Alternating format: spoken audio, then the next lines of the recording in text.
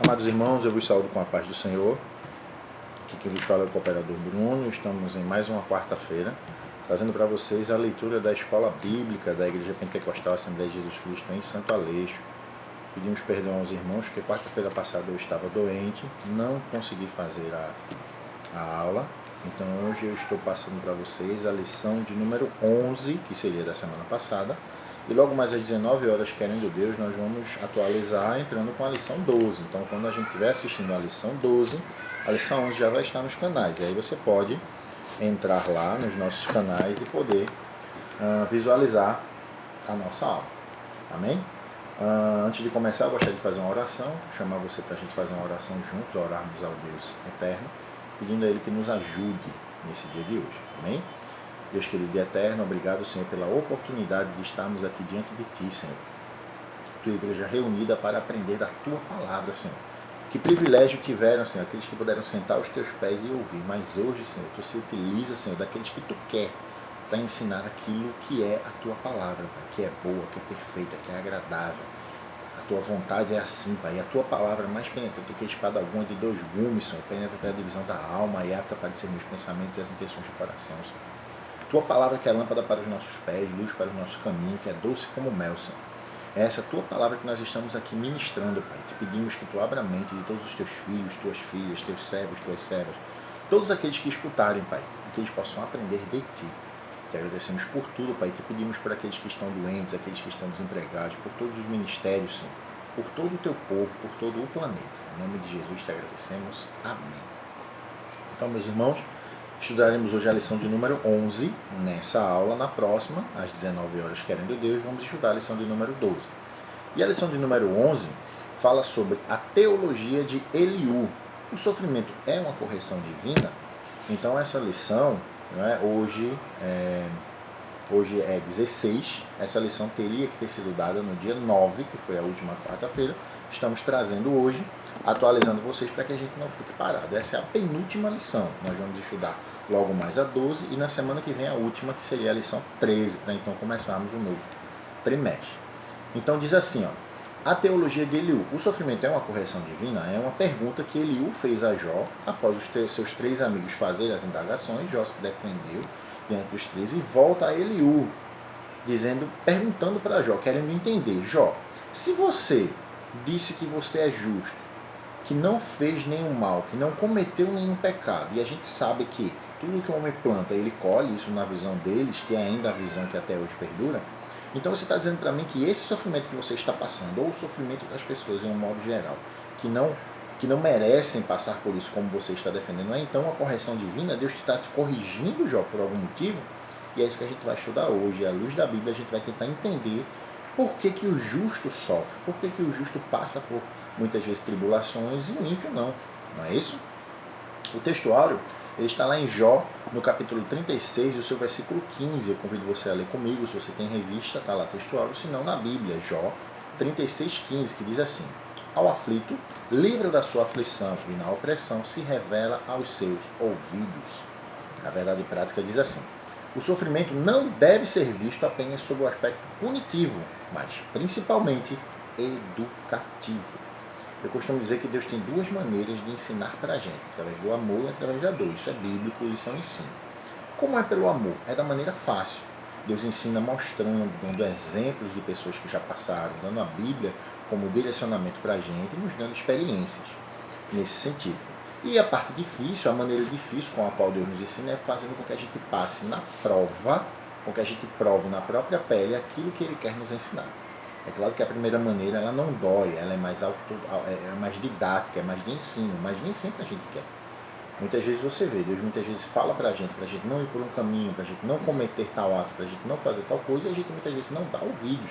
E a Bíblia diz, se escutar a voz do Senhor, não endureça o seu coração. Muitas vezes Deus quer ensinar a gente através das pessoas, através dos mais experientes, através dos exemplos, milhares de exemplos que tem na Bíblia, de pessoas que antes de nós sofreram as agruras de servir a Cristo com fidelidade e por isso foram martirizadas, perseguidas, e Deus permitiu que certas coisas acontecessem para que elas aprendessem.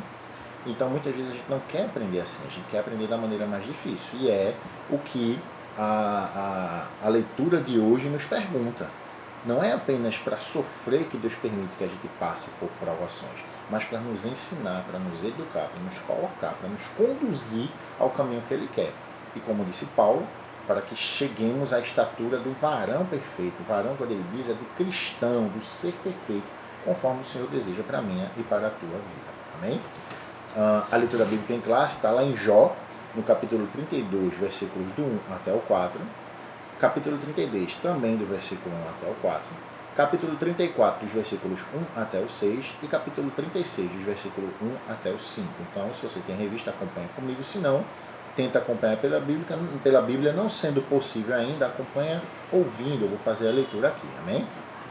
Então, Jó 32, versículos 1 até o 4, diz assim: Então, aqueles 3 homens, lembra os 3 amigos de Jó, Eliú, Nadab e Zofar, cessaram de responder a Jó, porque era justo aos seus próprios olhos. Olha aí as coisas se mudando. E acendeu-se a ira de Eliú, filho de Baraquel, o Buzita, da família de Rão. Contra Jó se acendeu a sua ira, porque se justificava a si mesmo mais do que a Deus. Também a sua ira se acendeu contra os seus 3 amigos, porque não achando o que responder, todavia condenavam a Jó. Eliú, porém, esperou para falar a Jó, porquanto tinha mais idade do que ele. Assim, 33 agora, do 1 até o 4. Assim, na verdade, ó Jó, ouve as minhas razões e dá ouvidos a todas as minhas palavras. Eis que já abri a minha boca, já falou a minha língua debaixo do meu paladar. As minhas razões sairão da sinceridade do meu coração e a pura ciência dos meus lábios. O Espírito de Deus me fez e a inspiração do Todo-Poderoso me deu vida. Jó 34, do 1 ao 6. Respondeu mais Eliú e disse: Ouvi vós, sábios, as minhas razões, e vós, instruídos, inclinai os ouvidos para mim. Porque o ouvido prova as palavras como o paladar prova a comida. E o que é direito, escolhamos para nós, e conheçamos entre nós o que é bom. Porque Jó disse: Sou justo, e Deus tirou o meu direito. Apesar do meu direito, sou considerado mentiroso. A minha ferida é incurável, embora eu esteja sem transgressão. Jó 36, do 1 ao 5 agora. Prosseguiu ainda Eliú e disse: Espera-me um pouco e mostrar-te-ei que ainda há razões a favor de Deus. Desde longe repetirei a minha opinião, e ao meu Criador atribuirei a justiça. Porque, na verdade, as minhas palavras não serão falsas. Contigo está um que é sincero na sua opinião. Eis que Deus é muito grande, contudo a ninguém despreza. Grande é em força de coração. Então, você vê que os 3 amigos de Jó já tinham uma opinião formada, mas Eliú tentou reverter a situação. Eliú tinha uma outra opinião, ele começava a enxergar de outra maneira, ainda condenando Jó, claro, mas ele começava a se perguntar: peraí, tem alguma coisa diferente nisso? E nessa lição a gente vai aprender justamente aquilo que eu falei no começo. O sofrimento ele serve sim como parte de um ensino de Deus para nós. Tem um provérbio que diz assim: foi bom ter sido afligido, porque então aprendi os teus estatutos. Está lá escrito na palavra de Deus. Foi bom para mim ser afligido, passar por provas. E você vê que é na prova em que você mais está perto de Deus. É na prova que você ora mais, que você louva melhor, que você busca mais, que você quer mais a presença, que você quer estar diante dos pés do Senhor. Você chora melhor, você louva melhor. Tudo é melhor quando você está na prova. Não estou aqui desejando que ninguém passe por prova. É coisa terrível, não é bom para ninguém. E nem Deus se agrada disso. Deus não quer provar os seus filhos o tempo todo. Mas, muitas vezes, a prova nos ensina a sermos melhores pessoas, melhores cristãos. Amém? A introdução diz assim: veremos a teologia de Eliú exposta em 4 grandes discursos teológicos. Jó 32, Jó 37. De 32 a 37 do livro de Jó. Esses discursos se contrapõem ao que Jó e seus amigos proferiram. Para Eliú, os amigos de Jó falharam na exposição de suas ideias ao patriarca. Este, Eliú, por outro lado, se equivoca ao apresentar o seu conceito de Deus para fundamentar sua defesa. Assim mostraremos que Eliú revela um Deus soberano, que age segundo o seu conselho e não está obrigado a dar respostas ao homem, além de não haver qualquer injustiça em suas ações. Pois, segundo o jovem amigo de Jó, o sofrimento é uma ação pedagógica de Deus para corrigir o homem. Então a visão de Eliú era essa: se você está passando por alguma prova, Deus está querendo te ensinar algo, melhorar você em alguma coisa. O ensino, ele nos engrandece. Você veja, Quando você aceitou a Jesus no começo, você tinha pouca oportunidade, você tinha tido até então poucas oportunidades de estudar a Bíblia e aprender a palavra de Deus. Então você era leigo. À medida que o tempo foi passando, você foi participando dos cultos, ouvindo a palavra de Deus, ouvindo ministrações, participando de culto de doutrina, de escola bíblica, de culto de ensino, você foi aprendendo e aí você foi se fortalecendo, crescendo na graça e no conhecimento do Senhor Deus. E hoje você tem um conhecimento diferente do que você tinha no início da sua caminhada. E como foi que Deus permitiu isso acontecendo a você? Dando a oportunidade de você ouvir a sua palavra. Aumentou a tua fé, aumentou o teu conhecimento de Deus. Mas faltava a você estrutura, a palavra é essa, estrutura espiritual para você lutar as batalhas da vida. Para que você aprendesse a orar mais. Então, diante de tantas coisas que aconteceram, que acontecem em nós, é através das lutas e das provas que Deus nos ensina sempre algo, e Deus tem sempre algo a ensinar para a gente. Amém? Primeiro ponto, fala assim, o sofrimento como uma forma de revelar Deus. O que é revelar? Mostrar, fazer ser conhecido, tirar o que ocultava. Revelar é isso. Para quem é um pouco mais antigo, como eu, antigamente, hoje em dia são celulares, nem máquina digital, pouquíssima gente tem, mas antigamente as máquinas vinham com filme de 12, 24, 36 fotos, e aí era de 400, de 100, e aí quando você tirava as fotos que o filme acabava, você rebobinava o filme, tirava aquele filminho, levava num laboratório, e ele revelava as fotos, então você sabia exatamente o que estava dentro daquele conteúdo. Então, essa questão de Deus se revelar, é Deus se mostrar, é você entender de Deus o que está oculto. Tem coisas que Deus não vai dizer a você, mas tem coisas que Ele vai. Tem mistérios que só compete a Deus saber. E um dia a gente vai saber de tudo. Porque a Bíblia diz que quando estivermos lá no céu, tudo será revelado. Nada ficará oculto entre nós. Mas no momento, Deus só vai dar para você aquilo que Ele acha, que Ele tem certeza, que Ele sabe que é para você saber. Deus é soberano. Nesse primeiro discurso, ele destaca a queixa de Jó porque Deus não lhe respondera. Para o jovem amigo do patriarca, este não leva em conta a majestade divina que distingue o Criador de suas criaturas. Nesse sentido, Jó havia ignorado que Deus é infinitamente maior do que o homem, não precisa explicá-lo acerca de suas ações nem do seu silêncio. É uma coisa que Eliú acertou. Deus ele não tem por obrigação nenhuma de dar explicação nenhuma a nenhum servo seu. Por quê? Porque ele é soberano. Ele manda e não é mandado. Ele faz e ninguém faz com ele. Ele é, e ninguém é acima dele. Ele está acima de todas as coisas. A Bíblia diz que ele senta-se sobre as nuvens e coloca os seus pés no mar. Ele carrega a lua, a estrela e os planetas na palma da sua mão. Todas as estrelas ele chama uma a uma pelo nome. Então, ou seja, ele é grandioso demais para ter que dar explicações a alguém sobre qualquer coisa. Essa era a visão de Eliú naquele momento, e é uma visão completamente correta. Deus sim é soberano, ele é quem rege, ele é quem governa todas as coisas. Amém? O segundo ponto fala assim: o orgulho do homem priva-o de ouvir Deus. Todavia, mesmo sendo um ser transcendente, Deus não deixa de se revelar ao homem quando julga necessário. Por isso, Eliú não aceita o argumento de Jó sobre o silêncio de Deus, pois ele fala ao homem de várias maneiras, incluindo sonhos e visões. De acordo com Eliú, o problema não é o silêncio do Altíssimo, mas o orgulho humano, que não lhe permite escutá-lo. O jovem acredita que mesmo o patriarca, considerando-se moralmente puro, padece do pecado de orgulho. Na visão de Eliú, a revelação de Deus tem o propósito de livrar o homem da soberba que o conduziria à morte. Então, eu quero convidar você a fazer a primeira leitura bíblica dessa noite, né? A gente está falando aqui sobre o orgulho, ao qual Eliú disse que Jó carregava em si.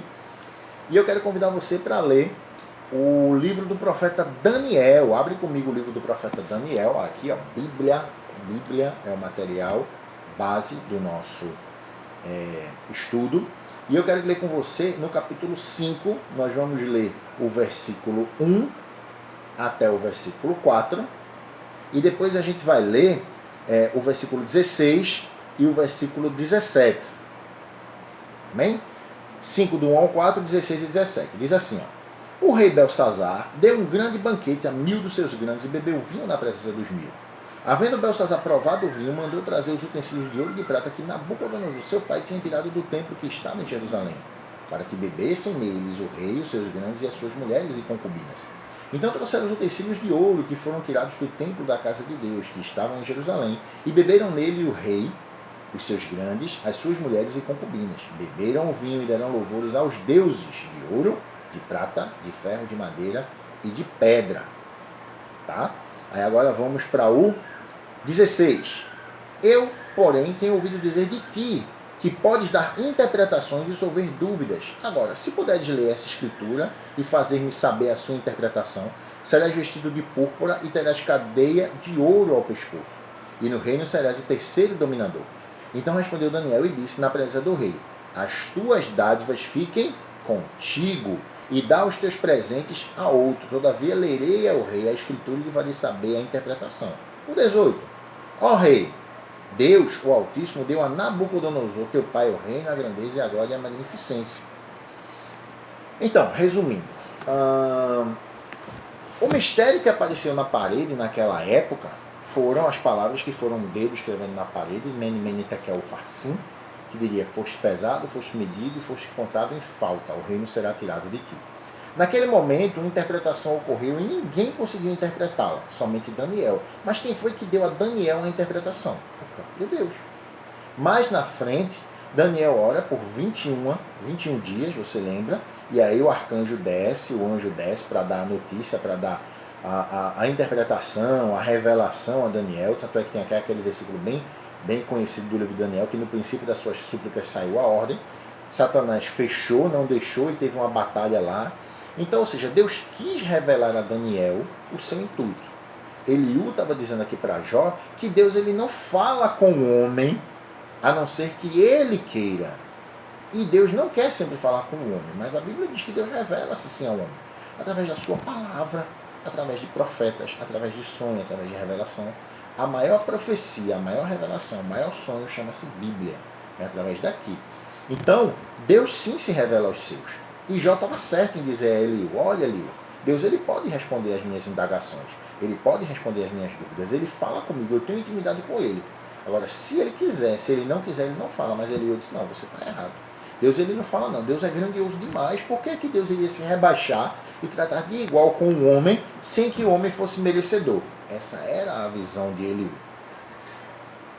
E você está sendo orgulhoso, Jó, quando você abre a sua boca e diz isso. E Jó disse: não estou sendo orgulhoso. E aí, o desenrolar dessa história, a gente vai ver logo mais em seguida. Terceiro ponto, o mistério da redenção. Além de sonhos e visões, Eliú também destaca que Deus usa a enfermidade como um dos canais de comunicação entre Deus e o homem. Por causa dela, a enfermidade, Deus, pode enviar um anjo para anunciar a Jó o seu dever, dizer o que ele deve fazer e também interceder em favor da saúde do patriarca. Dessa forma, esse mensageiro anuncia o que é justo e bom, a fim de recuperar o estado de justiça que Jó desfrutava antes da enfermidade. As funções que são atribuídas a esse mensageiro mediador fazem com que os intérpretes bíblicos vejam nesse ser celeste uma referência ao anjo do Senhor, uma teofania do Senhor Jesus Cristo. Não há dúvidas de que esse mediador é a mesma testemunha celestial que Jó pedia que defendesse a sua causa, e o Redentor que o justificasse depois de sua morte. Nesse sentido, conforme podemos atestar no livro, o ministério desse mensageiro é um ato decorrente inteiramente da graça de Deus em favor de Jó para mediar sua causa e resgatá-lo. Jó estava dizendo para ele que pode ser que eu não consiga ser justificado por Deus, mas eu sei que lá no céu existe alguém que vai me justificar. Eu sei que o meu Redentor vive e por fim se levantará. A despeito de tudo isso que está me acontecendo, se eu não conseguir me defender, eu sei que Deus vai designar alguém para me defender. E ele estava profeticamente trazendo para os dias de hoje quem é a pessoa que nos defende. A Bíblia diz que o Espírito Santo intercede por nós com gemidos inexprimíveis. E diz o quê? Filhinhos, não pequeis. Contudo, se pecardes, temos um advogado, Jesus. Jesus é o nosso advogado. E o que o advogado faz? O advogado pega a nossa causa, estuda a nossa causa, prepara a nossa defesa e leva diante do juiz, dizendo: olha, o meu cliente ele é inocente. E aí o juiz vai dizer: prove que ele é inocente. Está aqui, ó. Isso daqui é a prova de tudo que eu estou lhe dizendo. E é assim que Jesus faz conosco. O Espírito Santo intercede por nós E o advogado, que é Jesus, nos defende diante de Deus. E Jó estava falando justamente no mistério da redenção. Ele nem sabia, Jesus viria a nascer dali a milhares de anos, mas Jó já profetizara, dizendo, pode ser que eu não consiga me justificar diante de Deus, mas eu sei que existe alguém, existe um redentor, existe alguém para me render, para fazer redenção, para me salvar. Redenção é salvar. Para me salvar diante de Deus, quando eu não conseguir falar para ele tudo isso que eu preciso. Então Jó estava justamente profetizando acerca de Jesus. E hoje nós temos esse advogado. Jesus é o nosso advogado que nos defende em todas as causas. Amém? Se você querer, dá um glória para Jesus aí onde você está, que eu vou dar um glória daqui. Ô glória! Amém? Segundo ponto. O sofrimento como meio de revelar a justiça e a soberania de Deus. A justiça de Deus demonstrada.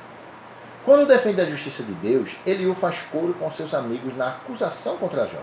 Em sua perspectiva, em sua visão, os argumentos de Jó não passavam de insolência, ou seja, de besteira, de arrogância. Como pode o Todo-Poderoso agir com injustiça conforme Jó deixou subentender, dizia ele. Deus jamais age injustamente, por isso contrariaria sua própria natureza. O que é que ele estava querendo dizer com isso? A Bíblia diz que Deus é justiça, não é? Ele é juiz, mas ele é justiça. Ele é 3 vezes santo. Então ele estava dizendo justamente por isso. Se Deus está agindo com justiça com você, Deus está negando a si mesmo. Como pode o ser que é justiça ser injusto? Então você está errado, Jó. Isso que você está falando é besteira. Eu concordo com meus amigos nesse ponto aí. Deus ele não está sendo injusto com você não, porque Jó dizia exatamente assim. Se Deus é justo e ele pune as pessoas pelos seus erros, se eu sou justo e não cometi erros, então Deus está sendo injusto comigo. Aí ele disse, você está errado. Deus não pode ser injusto. E nesse ponto Eliú estava certo. Mas só que a defesa de Jó é que estava errada.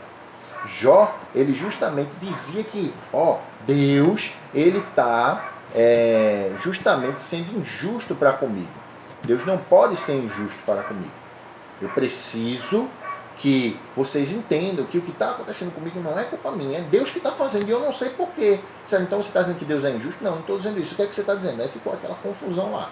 Mas aí Jó continua a se defender, o que a gente vai ler agora. Nós vamos falar sobre o caráter justo de Deus. Lembra que caráter é a soma de todas as qualidades que estão dentro, intrínsecas na pessoa. Caráter é o que você é quando ninguém está olhando. Né? Reputação é o que você leva. Reputação é o que você... reputação é aquilo que vai com você quando você chega. Caráter é o que acontece com você quando você sai. Por exemplo, você fez parte durante anos numa igreja. Quando você sai dessa igreja, o que as pessoas vão dizer de você é o seu caráter. Mas aí quando você sai de uma igreja e vai para outra e as pessoas já te conhecem, a reputação é o que as pessoas vão dizer de você quando você chega. Olha, tá vindo fazer parte aqui nessa igreja o irmão Bruno que era da igreja tal. Olha, o cara é assim. Isso é a minha reputação. Caráter é o que vão dizer de mim onde eu estive. Caráter é a soma das minhas qualidades, daquilo que eu sou. Então o caráter justo de Deus diz assim, para não haver dúvida, ele o passa a descrever o caráter justo de Deus. Primeira característica do caráter justo de Deus. Deus age com justiça quando retribui ao homem o que ele não merece. 2. Deus não precisa prestar contas de seus atos a ninguém, visto que não recebeu autoridade de nenhum outro ser criado.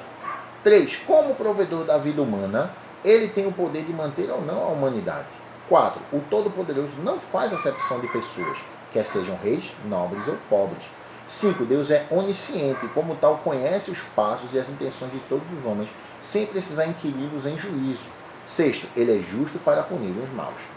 Em tudo isso que ele o descreveu sobre o caráter justo de Deus, ele não errou em tudo, ele acertou na maioria. Por exemplo, ele descreve que Deus é justo quando ele retribui ao homem o que o homem merece. O que é que ele quer dizer? Se você está passando por isso, é porque você está colhendo aquilo que você merece. Porque Deus é justo.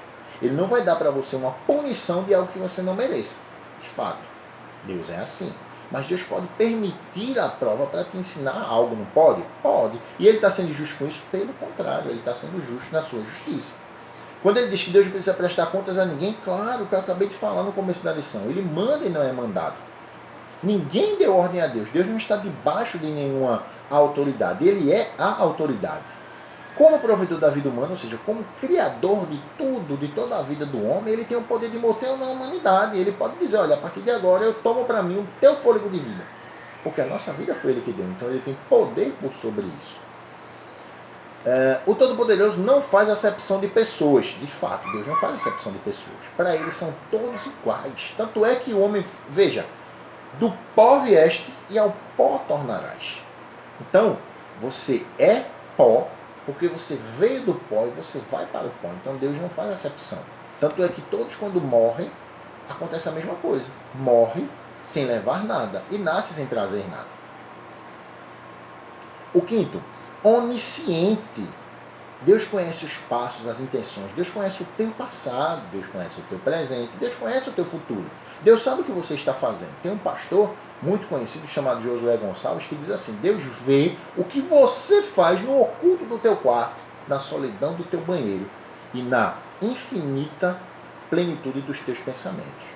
Deus é aquele que vê o que você fez ontem, o que você faz hoje e o que você vai fazer amanhã. Ele conhece a tua mente, o teu coração, o teu intelecto.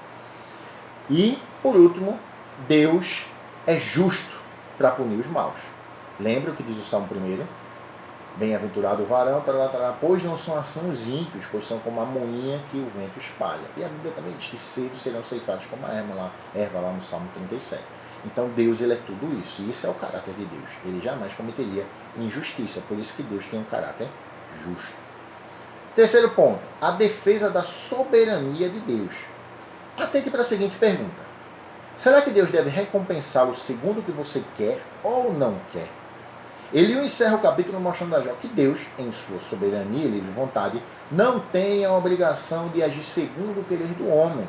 Sendo soberano, ele não está sujeito a qualquer julgamento humano. Por todo o livro de Jó, o autor destaca a soberania divina. Um exemplo disso está claro no uso da palavra todo-poderoso, que ocorre 31 vezes.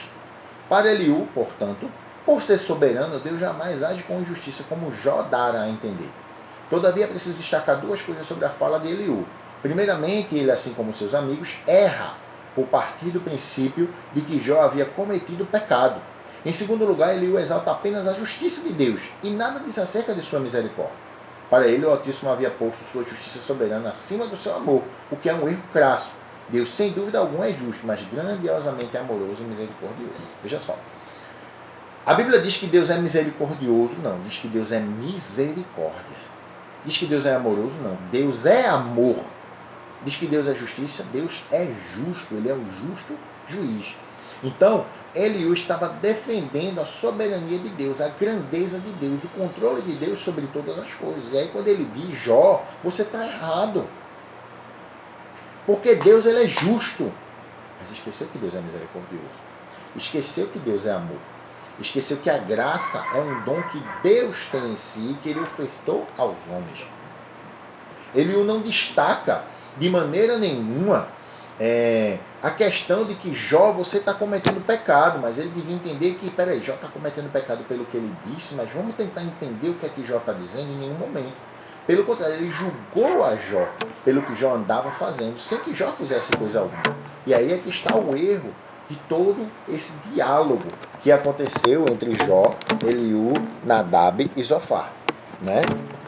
Deus, ele não errou em nenhum momento com relação ao que ele permitiu que acontecesse a Jó, nem o que ele permite que aconteça ao homem, merecendo o homem ou não merecendo o homem. Por quê? Porque a prova, ela tem dois caráteres, né? Ela tem duas formas de apresentar o caráter na nossa vida. A primeira é como preço pelas tuas atitudes erradas. Ou você acha que aquilo que a gente faz de errado, Deus não anota e não permite que isso volte contra nós? Claro que sim. Mas também como fim didático. Deus usa aquilo para nos ensinar aquilo que nós merecemos aprender. Para Ele nos dar condições de nós sermos um ser espiritualmente estruturado e firme. Ele firma os nossos passos sobre a rocha para que nós possamos aprender a nos caminhar, nos dirigir a andar no caminho dele como ele realmente merece. Amém? Terceiro ponto, o sofrimento como um instrumento pedagógico de Deus. Pedagógico. Pedagogia significa ensino de algo. Pedagógico é aquilo que serve para nos ensinar.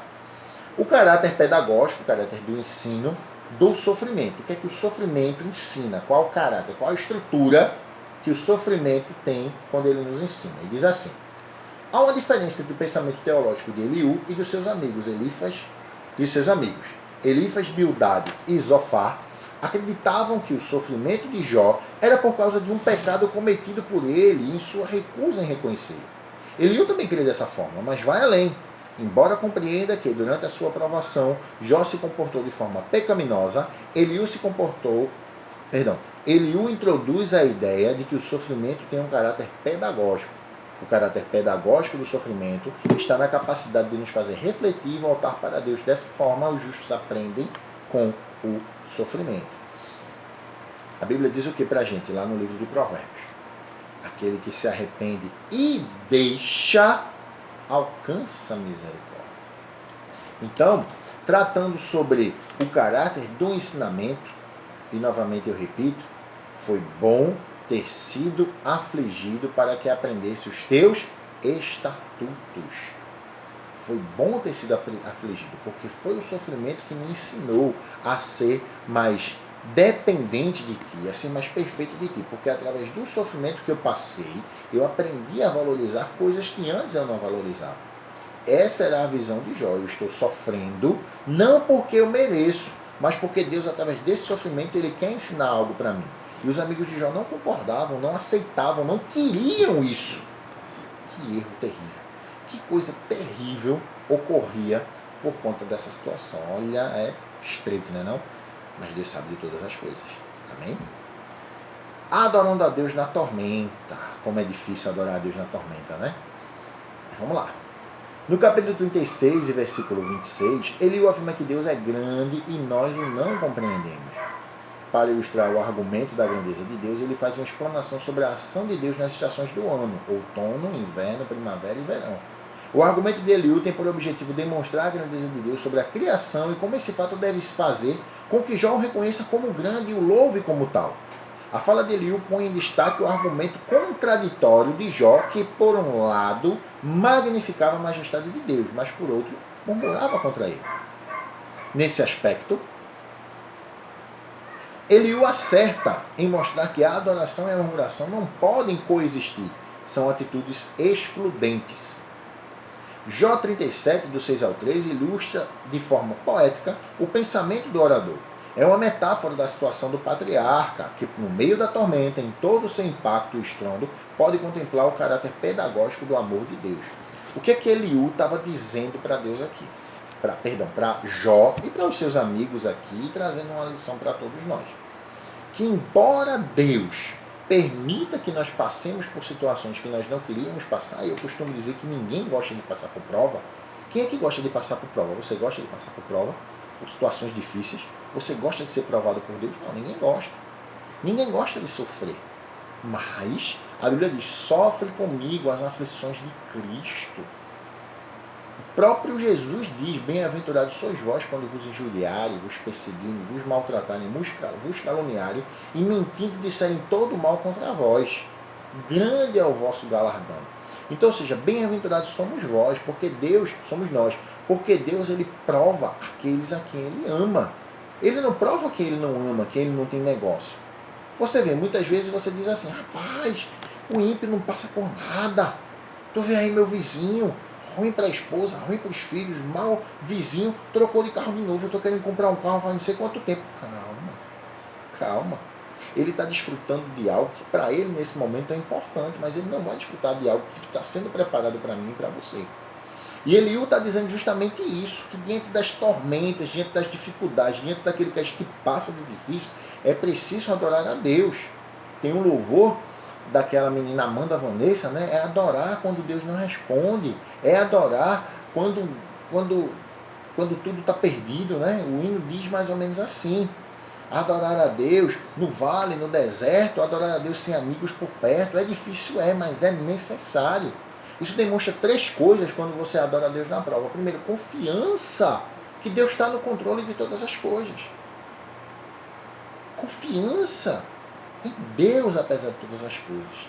Confiança na vontade soberana de Deus, que ela é boa, perfeita e agradável. Certo? Segundo ponto, fé. que Deus está vendo e que Ele vai tirar você. Último ponto, adorar aquele que pode fazer todas as coisas. Se Deus está permitindo que nós passemos por situações, nós temos que tomar essa posição. Jó, ele refutou tudo o que aconteceu, mas em nenhum momento ele blasfemou contra Deus. Você veja, ele blasfemou contra a sua vida, contra o dia do seu nascimento, contra a sua mãe, contra os peitos que ele mamou, contra a terra, contra as doenças, contra tudo. Ele blasfemou contra tudo isso, mas ele não blasfemou contra Deus. Pelo contrário, foi que ele disse, eu sei que o meu Redentor vive. Deus me deu, Deus tomou, Deus é soberano, Deus é grande, e eu sei que Deus está me vendo. No momento certo, eu vou saber o porquê isso tudo está acontecendo. A mesma coisa é isso. João 13,7 diz aqui, o que eu faço agora, tu não sabes, mas tu saberás depois. Então muitas vezes a nossa luta, a nossa dificuldade, aquilo que nós passamos, a gente não sabe por que está acontecendo. Mas Papai do Céu sabe. Amém? A conclusão diz assim, ó, vimos nessa lição 3 aspectos da teologia de Eliú. Primeiro, o jovem amigo defende o direito de Deus ficar em silêncio, mesmo quando achamos que ele deve falar. É um erro nosso. Quando Deus está em silêncio é porque ele está trabalhando. Então, se Deus está calado, espera. Tem mais um pouquinho de paciência. Ah, irmão, mas o senhor não sabe o que eu estou passando. Você também não sabe o que eu estou passando. Mas é importante que a gente se ajude. É importante que eu ajude você em oração. É importante que você me ajude em oração. Para que a gente possa chegar lá. Continuando. Acredita que Jó não consegue escutar a Deus devido ao seu orgulho. Entretanto, o equívoco de Eliú está no fato de associar o sofrimento de Jó ao pecado. Nem sempre, irmãos. Quando nós passamos por dificuldades é porque nós estamos pecando. Muitas vezes é Deus nos ensinando algo. Segundo ele destaca que Deus tem todo o direito de ser soberano e agir com justiça. Segundo, ele destaca que Deus tem todo o direito de ser soberano e, como tal, agir com justiça. Todavia, ele se equivoca, se engana, em colocar essa soberania acima de seu amor, pois, primeiramente, Deus é amor, e, finalmente, Eliú vê no sofrimento um papel pedagógico. Foi isso que Eliú fez. Eliú disse, Jó, já que você está sofrendo, e você diz que não foi algo que você aprontou, então, através desse sofrimento, você vai aprender. Amém? Através disso que você está passando, meu irmão, através disso que você está passando, minha irmã, Deus vai te ensinar algo. Eu assisti um filme ontem, muito antigo, que eu não tinha assistido ainda, e a minha esposa me chamou para ver, Quarto de Guerra. Que filme maravilhoso. Tenho certeza que a maioria de vocês já assistiram. E nesse filme, Quarto de Guerra, a atriz, aquela senhora, Dona Clara, ela dá uma lição para a gente. E ela diz, quando meu marido morreu, nós não estávamos bem, estávamos estremecidos. Mas hoje Deus me ensinou como eu devo agir. E eu ensinei para você. Então as provas, as lutas, elas servem para quê? Para fazer com que a gente dependa de Deus todo dia. E também para ela nos dar estrutura, da gente ajudar outras pessoas. Isso que você está passando agora, isso que você passou, você sabia que tem alguém passando a mesma coisa aqui hoje? As experiências que você tem, elas vão servir para você ajudar alguém. A Bíblia diz, um ao outro ajudou. E seu irmão disse, esforça-te. Então, creia em Deus, Deus vai te tirar dessa situação. E mais uma palavra para ti. Se te mostrares frouxo no dia da angústia, a tua força será pequena. Busque em Deus forças e Ele vai te fortalecer. Porque a Bíblia diz que Ele dá forças ao cansado e multiplica as forças daquele que não tem nenhum vigor. Muitas vezes a gente não tem mais o que fazer. Então, quando você não tiver o que fazer, entregue a Deus que Ele vai agir por você. Amém? Lembra que você tem um advogado, um redentor, um Deus que vai te ajudar em todos os sentidos. Amém? Que Deus te abençoe. Fica na paz de nosso Senhor Jesus Cristo. Daqui a pouco, às 7 horas, nós vamos estar na nossa lição de hoje, tá? São 6h32 agora, do dia 16 de dezembro. Então, às 19 horas, querendo Deus, em nome de Jesus, a gente vai estar aqui. Eu espero você em nome de Jesus. Fica em paz. Que Deus te abençoe. Amém?